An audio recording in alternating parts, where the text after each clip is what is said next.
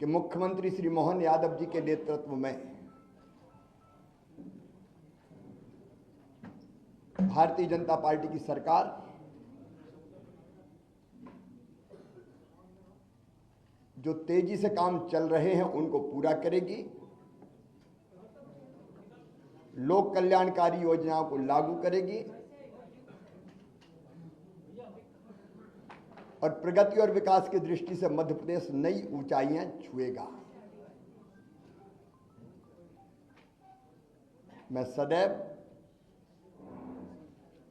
उनको सहयोग करता रहूंगा, लेकिन आज मेरे मन में एक संतोष का भाव है। 2003 में उमा जी के नेतृत्व में भारी बहुमत से भारतीय जनता पार्टी की सरकार बनी थी और उसी सरकार का नेतृत्व मैंने उमा जी तिरंगा यात्रा और तिरंगा वाला जो हमारा उनका प्रकरण था, उसके बाद उन्होंने पद छोड़ा था और फिर श्रीमान गौर साहब के नेतृत्व में सरकार चली, फिर मैंने सरकार संभाली। उमा जी के नेतृत्व में कार्यकर्ताओं के परिश्रम से वो सरकार बनी थी। 2008 में हम फिर सरकार वापस लेके आ पाए जनता के आशीर्वाद से। 2013 में फिर भारतीय जनता पार्टी की सरकार भारी बहुमत से बनी। 2018 में वोट हमें ज्यादा मिले, लेकिन सीटों के गणित में हम पिछड़ गए थे, लेकिन बाद में फिर हमने सरकार बनाई। और आज जब मैं यहां से विदाई ले रहा हूं तो मुझे इस बात का संतोष है कि 2023 में फिर भारी बहुमत से भारतीय जनता पार्टी की सरकार बनी है। मेरा मन आनंद और संतोष से भरा हुआ है। लाखों कार्यकर्ताओं के परिश्रम से, प्रधानमंत्री जी के आशीर्वाद से, उनकी लोकप्रियता के कारण और केंद्र और राज्य की भी कल्याणकारी योजनाओं के कारण, जिसमें लाडली बहना का भी योगदान जबरदस्त है, ये सरकार बनी। लेकिन मेरे मन में संतोष है कि सरकार, भारी बहुमत वाली सरकार, जिसको 48.55% वोट मिले, अब तक के सबसे ज्यादा, वो सरकार बना के मैं जाऊंगा। और मुझे इस बात का भी संतोष है कि जब मध्य प्रदेश हमें मिला था विरासत में, तो एक पिछड़ा और बीमारू मध्य प्रदेश मिला था। एक लंबा सफर हमने विकास और प्रगति का तय किया और इन वर्षों में मैंने, मुझ में जितनी क्षमता थी, मुझ में जितना सामर्थ्य था, मैंने पूरा झोंक के अपने प्रदेश के लिए और जनता के कल्याण के लिए काम करने की कोशिश की। मैं अपनी क्षमताओं को अनंत नहीं मानता, लेकिन जितनी भी थी मुझ में, मैंने पूरी प्रामाणिकता, पूरी ईमानदारी, पूरे परिश्रम के साथ प्रदेश का विकास और अपने प्राणों से प्यारी जनता का कल्याण हो, इसमें अपने आप को झोंका। गड्ढों वाली सड़कों से शानदार हाईवे वाले सड़कों का प्रदेश मध्य प्रदेश बन गया। अंधेरों के घेरों से निकाल के उजालों की नई दुनिया में हम मध्य प्रदेश को लेके आए। कृषि के क्षेत्र में चमत्कार हुआ है, आप सब जानते हैं, मैं नहीं विशेषज्ञ कहते हैं। 159 लाख मीट्रिक टन से उत्पादन बढ़ के 619 लाख मीट्रिक टन हुआ। एग्रीकल्चर ग्रोथ मध्य प्रदेश की चमत्कृत करने वाली है। और वही मध्य प्रदेश की आर्थिक प्रगति का फिर बड़ा कारण बनी।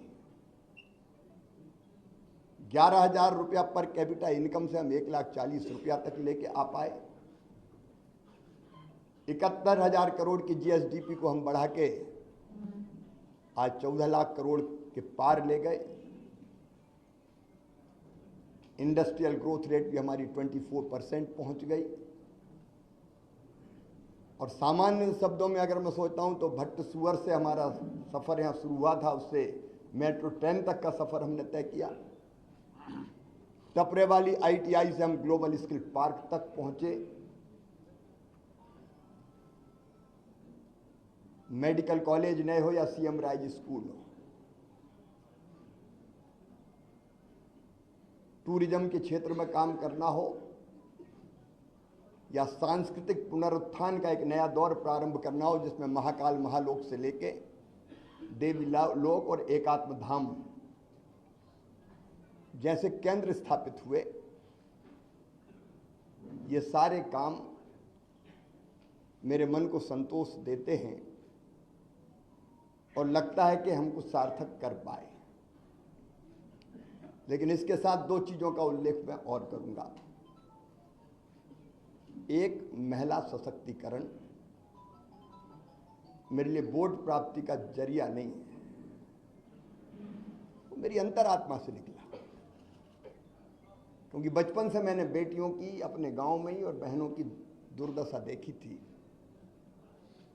बेटियां कोख में मारी जाती थी, उस पीड़ा ने जन्म दिया लाडली लक्ष्मी जैसी योजना को। उसके पहले भी कुछ पत्रकार मित्र जानते हैं, जब मैं कुछ नहीं था तब भी मैं बेटियों की शादी करता था। मैंने सोचा नहीं था कि मैं कभी मुख्यमंत्री बनूंगा। ये तो भारतीय जनता पार्टी ही ऐसा दल है जो एक साधारण कार्यकर्ता को उठा के ले जाती है। मेरी कल्पना ही नहीं थी। लेकिन बनते ही लाडली लक्ष्मी कन्या विवाह, 50% रिजर्वेशन स्थानीय निकाय के चुनाव में हो या गवर्नमेंट सर्विसेज में 35% तक रिजर्वेशन को पहुंचाना हो, या संपत्ति की खरीद में स्टाम्प शुल्क की कमी हो, या फिर लाडली बहना जैसी और संबल जैसी योजना हो। वो योजना बना के अपनी बहनों की जिंदगी में और बेटियों की जिंदगी में हम खुशी के पल ला पाए। और लाडली लक्ष्मी जैसी योजना से सेक्स रेशियो में परिवर्तन आया, वो केवल कागजी नहीं रही। और जब 2017 में मैंने आहार अनुदान योजना शुरू की थी बेगा भारिया शहरिया बहनों के लिए, और जब पोषण का स्तर सुधरा तो वो लाडली बहना की आधार अगर बनी तो वो योजना बनी। और उसके कारण भी बहनों की जिंदगी में जो परिवर्तन आया वो अद्भुत है। और दूसरा, आप देखेंगे खेती के क्षेत्र में केवल सिंचाई ने चमत्कार तो किया ही, लेकिन 0% ब्याज पे कर्जा देने से लेके बोनस जैसी अवधारणा लाभकारी मूल्य देने के लिए हमने शुरू किए। और किसानों के लिए भी हम काफी काम कर पाए। गरीबों के लिए मैं एक एक योजना का नाम नहीं लूंगा, लेकिन अनेकों कल्याणकारी योजना। और पिछला जो कार्यकाल अभी जो गुजरा है, ये तो कोविड के दौरान 2 साल तो कोविड रहा, 1.25 साल ही हम ढंग से काम कर पाए। और कोविड में भी मैं एक चीज मुझे रोमांचित करती है, जब मजदूर पैदल आ रहे थे अपने सर पे गठरियां रख के, तो मेरी अंतरात्मा ने कहा कि मध्य प्रदेश की धरती पर कोई मजदूर पैदल नहीं चलना चाहिए। वो कठिन समय था, बसें लगाना और लोग नियुक्त करना, कर्मचारी अधिकारी, लेकिन हमने मध्य प्रदेश की धरती पर फिर मजदूरों को पैदल नहीं चलने दिया। सीएम राइज स्कूल में मानता हूं अस्पताल में जन्म लिया इस योजना ने, जब मैं भर्ती था कोविड में खुद। तो कई तरह के काम ऐसे हैं जो हम कर पाए। और आज एक संतोष के साथ एक अच्छी सरकार और अच्छा नेतृत्व पार्टी ने तय किया है, उनको सौंप के हम आगे का सफर प्रारंभ करेंगे। पार्टी के कार्यकर्ता के नाते, समर्पित कार्यकर्ता के नाते, मैंने सदैव कहा भारतीय जनता पार्टी मिशन है मेरे लिए, राष्ट्रीय पुनर्निर्माण का। जनता के कल्याण का, दरिद्र नारायण की सेवा का। वो काम लगातार चलता रहेगा। मैं अंत में इतना ही कहता हूं कि मुख्यमंत्री रहते हुए भी जनता से मेरे रिश्ते कभी मुख्यमंत्री और जनता के नहीं रहे, परिवार के रिश्ते रहे हैं। मामा का रिश्ता है प्यार का रिश्ता, और भैया का रिश्ता है विश्वास का रिश्ता। ये प्यार और विश्वास के रिश्ते को जब तक मेरी सांस चलेगी तब तक मैं टूटने नहीं दूंगा, और उनकी सेवा में जो बेहतर बन पड़ेगा मैं करने का सदैव प्रयास करता रहूंगा, क्योंकि जनता ही मेरे लिए सब कुछ है। जनता की सेवा भगवान की पूजा है, वो मान के मैं सदैव करता रहूंगा। मैं आज आभार प्रकट करता हूं अपने प्रधानमंत्री श्रीमान नरेंद्र मोदी जी का, केंद्रीय नेतृत्व का। उन्होंने न केवल जनता की सेवा का मौका मुझे दिया, बल्कि समय समय पर योग्य मार्गदर्शन भी किया, संपूर्ण सहयोग भी किया और मुझे दिशा भी दिखाई। मैं अपने प्रदेश के नेतृत्व का हृदय से आभारी हूं। प्रदेश अध्यक्ष जी सहित सभी मित्रों ने, संगठन के कार्यकर्ताओं ने सदैव मुझे सहयोग किया। कदम से कदम और कंधे से कंधा लेकर मिलाकर हम साथ चले। मैं आभारी हूं प्रदेश की अपनी जनता का, जिन्हें मुझे दूसरा माना ही नहीं, अपने बीच का ही कोई माना, अपना ही है। कभी गले लगाता था तो गले लगते थे, बच्चे छोटे छोटे वो मामा कह के पुकारते थे, मैं उनको चूमता था, गले लगाता था, गोद में उठाता था। ये ऐसा अद्भुत है जो मैं कभी ना तो छोड़ सकता और ना भूल सकता। मैं अपनी जनता का भी हृदय से आभारी हूं। मैं अपने प्रशासनिक मित्रों को भी धन्यवाद देता हूं इन योजनाओं को बनाने में। अब लाडली बहना जैसी योजना की केस स्टडी होनी चाहिए, 6 महीने के अंदर बनना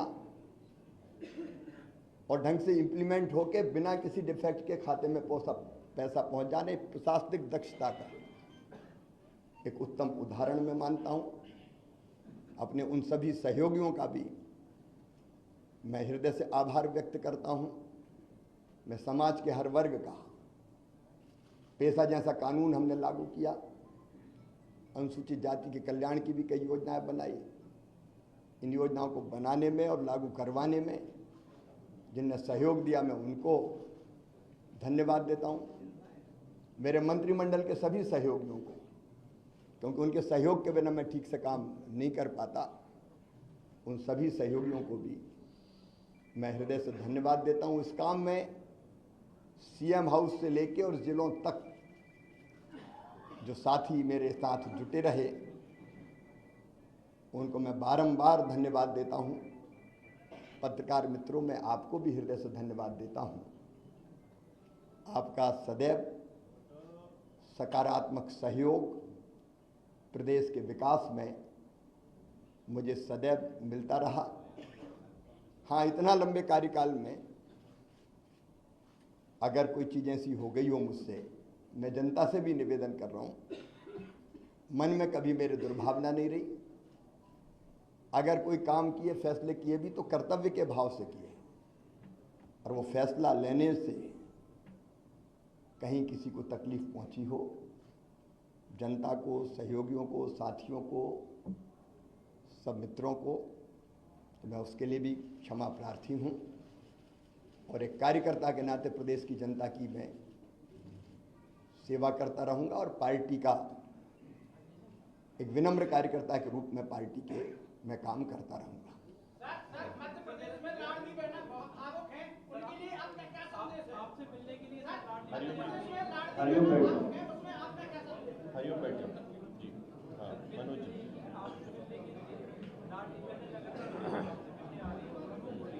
बहन भाई तो मिलते रहेंगे, इसमें कौन, भाई और बहन का रिश्ता सदैव रहेगा, उसमें कोई। और इस काम को हमारी पार्टी की सरकार आगे बढ़ाएगी। बहना भावुक है क्या?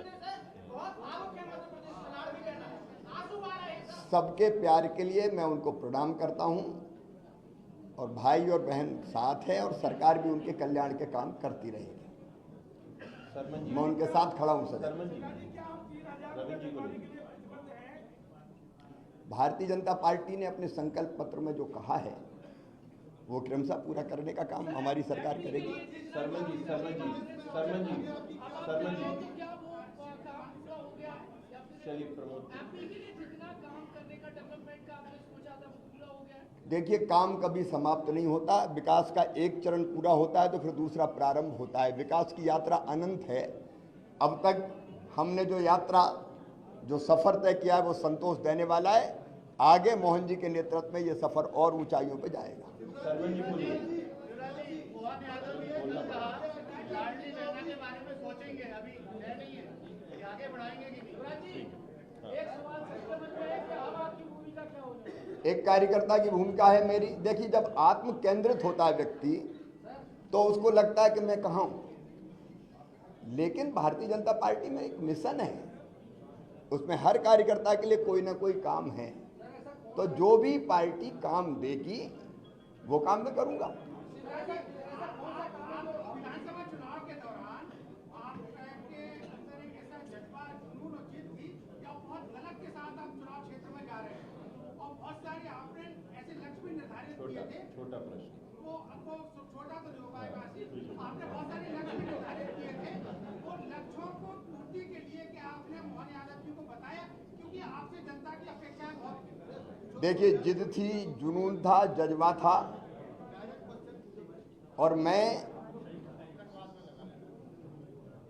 चुनाव के दौरान कभी 2 घंटे से ज़्यादा नहीं सोया, क्योंकि भारतीय जनता पार्टी की सरकार वापस लाने की ड्यूटी सबकी थी, लेकिन मेरी सबसे ज़्यादा थी मुख्यमंत्री के नाते। तो मुझे लगता था कोई कसर ना रह जाए। 2018 की कसक मन में रह गई थी, तो मुझे लगता था कि कोई भी कसर ना रह जाए, इसलिए मैंने प्राण से काम किया। विजय, विजय, शुभम एक मिनट, शुभम एक मिनट। विजय, विजय पूछो, विजय पूछो।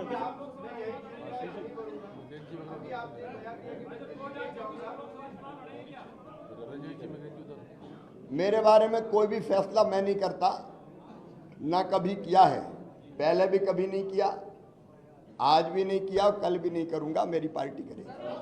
रविंद्र जैन जी, रविंद्र जैन जी हो गया। मृगेश जी पूछे। चलिए ब्रजेश जी।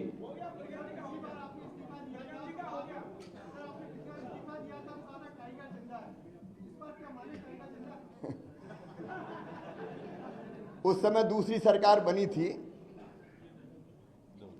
कार्यकर्ताओं में हिम्मत और हौसले की जरूरत थी। इस बार तो ये सरकार ही काम करेगी। सर, एक सवाल है, आपकी एनर्जी का राज क्या है? ये अच्छा सर। जनता के प्रति मेरा कमिटमेंट, समर्पण और प्रतिबद्धता कि हर एक पल जनता की सेवा में लग जाए, वो मुझे थकने भी नहीं देती और रुकने भी नहीं देती। पूछिए।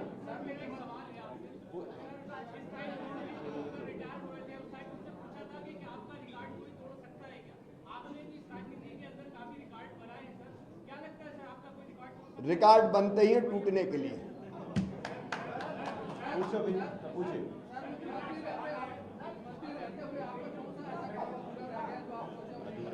एकात्म धाम का जो काम है, अभी मैंने देखिए मुख्यमंत्री जी से एक मांग की, पर्यावरण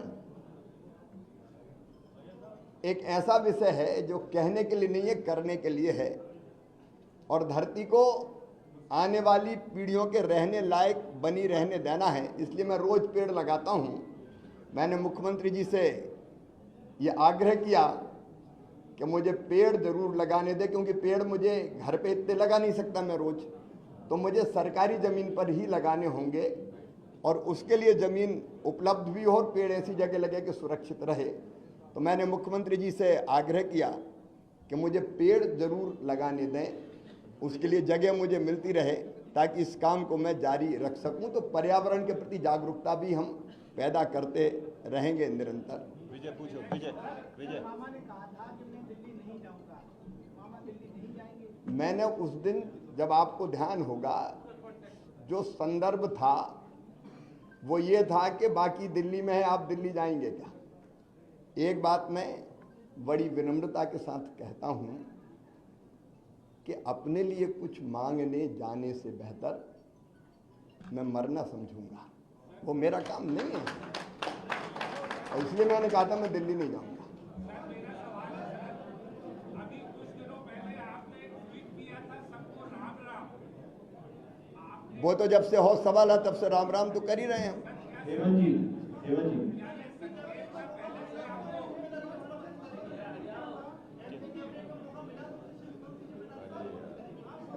श्रुति काल्पनिक सवाल है। श्रुति, श्रुति, अगर पार्टी आपको लोकसभा इलेक्शन लड़ाएगी तो आप लड़ेंगे? देखिए, ये भी काल्पनिक सवाल है। मैंने पहले ही अनेकों बार कहा है कि एक बड़े मिशन के लिए हम भारतीय जनता पार्टी का काम करते हैं, कार्यकर्ता है, और मिशन तय करता है हम कहाँ रहेंगे। देखिए, ये बढ़िया मैं क्षमा करें, एक बड़ा घटिया सोच है, मैं कहाँ रहूँगा, मैं कहाँ रहूँगा, मैं कहाँ रहूँगा। अब ऐसा आदमी कुछ नहीं कर सकता, सिर्फ अरे मैं नहीं बना, रोऊं गाऊं, बड़ा अन्याय हो गया। काय का अन्याय हो गया? अरे मैं आज कह रहा हूँ साहब, एक साधारण कार्यकर्ता को 18 साल मुख्यमंत्री बना के रखा भारतीय जनता पार्टी ने, कोई दूसरा पहलू नहीं देखते क्या? एक साधारण कार्यकर्ता को इतने साल भारतीय जनता पार्टी जिसने मुख्यमंत्री बना के रखा, सब कुछ दिया भारतीय जनता पार्टी ने मुझे, अब मुझे भारतीय जनता पार्टी को देने का वक्त आया है। ये सोच क्यों नहीं हो सकती? मुझे नहीं बनाया, क्या नहीं बनाया, और इसलिए मैं इससे ऊपर हूं बिल्कुल। अनुराग जी पूछिए। सर, आपकी लगातार आदत है 24/7 बिजी रहने की, आपने क्या प्लान किया है लगातार अब आगे व्यस्त रहने की? और व्यस्त तो रहूंगे, अभी भी व्यस्त हूँ, आगे भी रहूंगा। अभी लोगों से मिलजुल रहा हूँ, फिर पार्टी जो काम देगी वो करूंगा। फिर कई सामाजिक सरोकार है, पर्यावरण है, महिला सशक्तिकरण के काम में भी अवेयरनेस पैदा करना है। अब देखिए, मैंने कहा लाडली बहना से लखपति बहना, सरकार तो अपना रोल प्ले करेगी ही, लेकिन लखपति बहना के लिए अवेयरनेस पैदा करना, संगठित करना, सेल्फ हेल्प ग्रुप बने, काम धंधा करें, आगे बढ़ें, कई चीजें की जा सकती है अनेकों काम करने के लिए। तो मध्य प्रदेश में बैठे ही हूँ, और मध्य प्रदेश देश में ही है, मध्य प्रदेश कहाँ छूटेगा। बहुत बहुत धन्यवाद। बहुत धन्यवाद। आप सभी सहभोज पे भोजन के लिए आप आमंत्रित हैं। आइए।